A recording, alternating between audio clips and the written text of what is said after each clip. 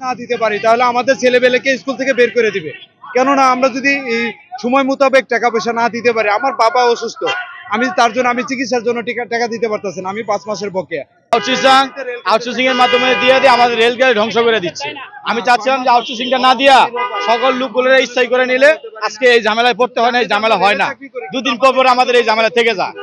আমি বিগত কিছুদিন আগে ডিএম স্যারের কাছে গিয়েছিলাম, স্যার আমার বাবা অসুস্থ, চিকিৎসা করবো, যা স্যার আমার বেতনটা দিয়ে দিলে ভালো।